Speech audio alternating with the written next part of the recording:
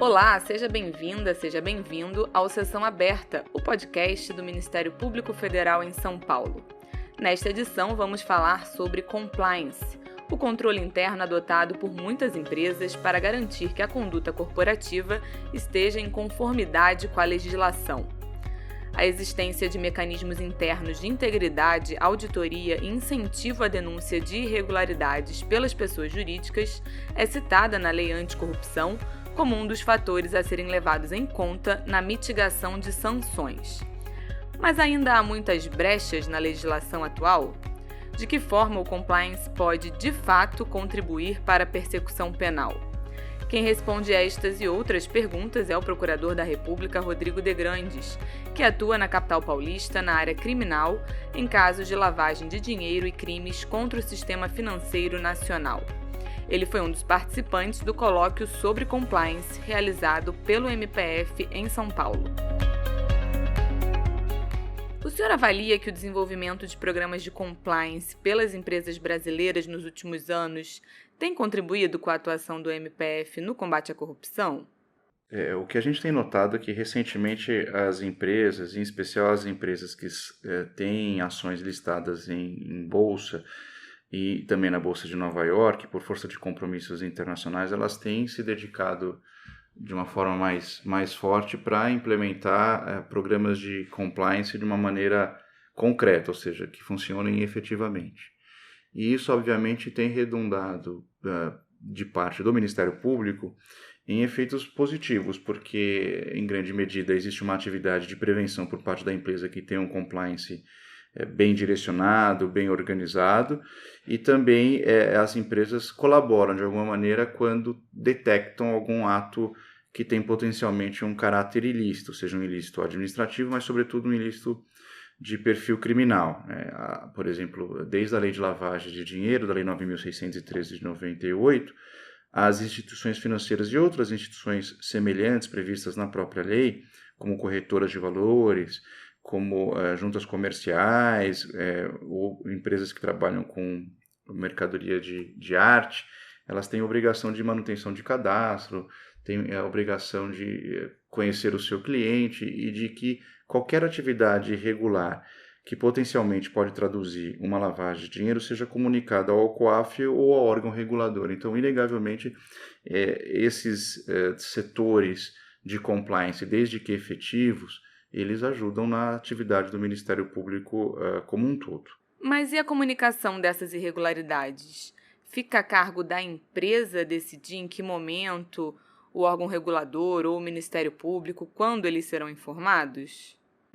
As empresas, na verdade, algumas empresas, as empresas previstas na Lei de Lavagem de Dinheiro, essas têm uma regulamentação muito restrita, né? E, nesse sentido, muitas das comunicações, em especial porque regulamentadas pelo Banco Central do Brasil, elas têm um caráter obrigatório, então elas sequer têm uma margem de liberdade. Algumas situações, por exemplo, relacionadas a valores, elas são obrigadas a comunicar e quem faz a análise é o COAF, no caso, né? A Unidade de Inteligência Financeira Brasileira, e o COAF reanalisa essas informações e, se verificar que existem indícios de lavagem de dinheiro, ele comunica ao Ministério Público. O que existe, além dessa comunicação obrigatória para uma outra série de empresas que não estão listadas na Lei 9.613, é justamente aí sim, uma liberdade, uma discricionariedade dentro da sua atividade empresarial, e a partir do momento que se descobre um ato ilícito, de comunicar ao Ministério Público, né? Porque a empresa, obviamente, ela tem um papel de colaboração no sentido de prevenir ilícitos e de eventualmente comunicar fatos criminosos ao Ministério Público, mas no final das contas, fora das empresas obrigadas, como as instituições financeiras que eu mencionei, as empresas decidem comunicar através de uma lógica negocial, né? E essa lógica negocial diz respeito ao interesse particular da empresa.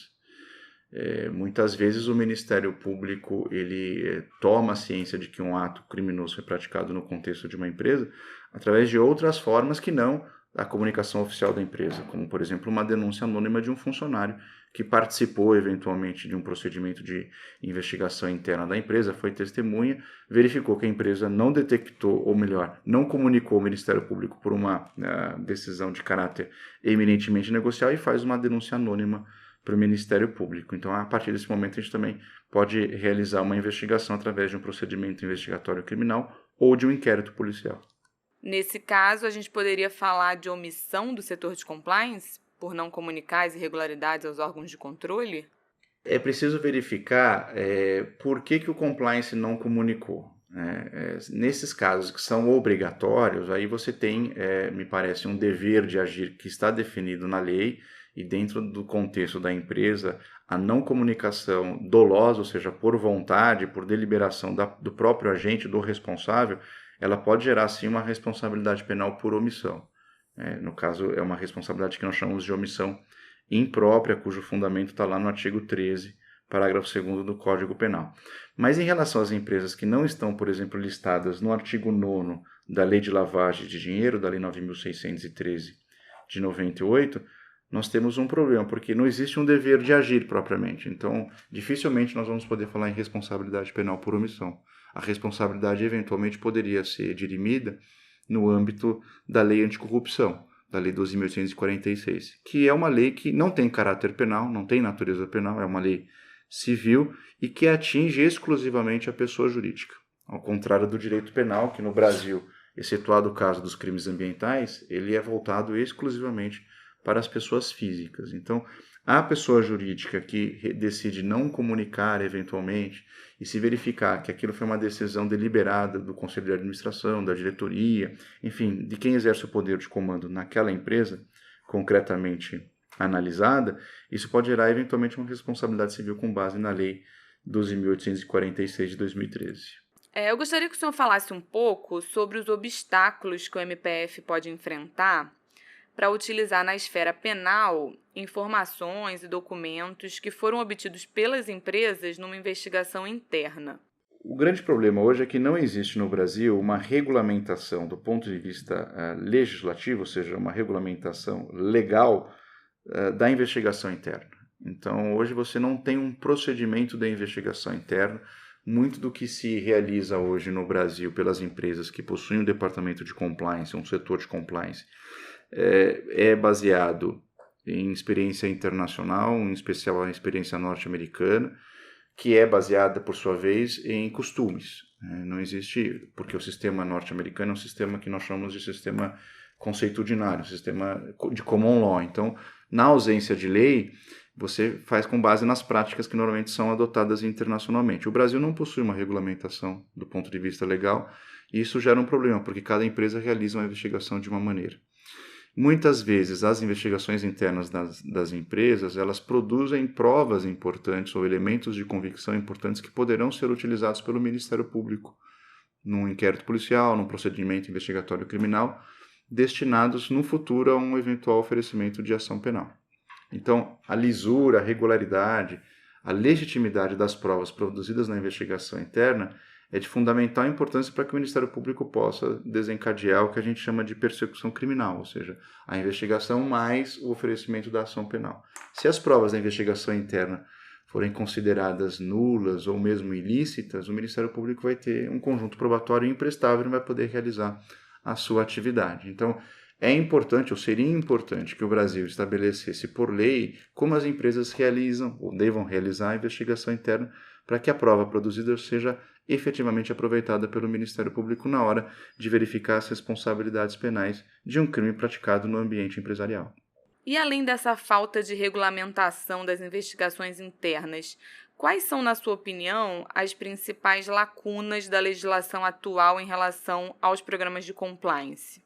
Eu acho que a nossa legislação em termos de compliance ela é extremamente tímida, porque a ideia de compliance ela funciona muito bem na experiência internacional naqueles países que punem a pessoa jurídica do ponto de vista criminal.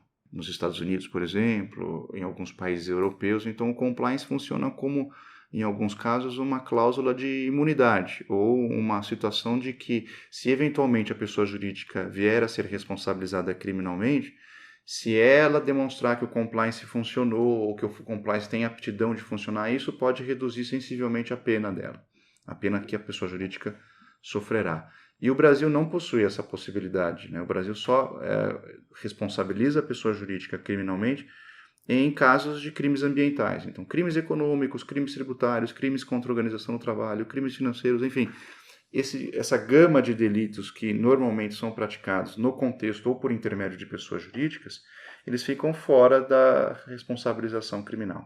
Eu não vou entrar no mérito se a responsabilidade penal da pessoa jurídica é boa ou ruim, porque essa é uma grande discussão jurídica, inclusive ainda no Brasil, mas eu acredito que, pelo menos no contexto brasileiro, se nós possuímos a responsabilização da pessoa jurídica só do ponto de vista ambiental, mas a responsabilização civil, com base na Lei 12.846, que é a Lei Anticorrupção, ou mesmo com base na Lei de Improbidade Administrativa, seria interessante que a lei, qualquer uma delas, dispusesse de uma maneira mais clara e mais corajosa que o compliance pode efetivamente gerar uma mitigação relevante da pena ou mesmo a exclusão da pena aplicada à pessoa jurídica no âmbito da Lei Anticorrupção, no âmbito da Lei de Improbidade Administrativa.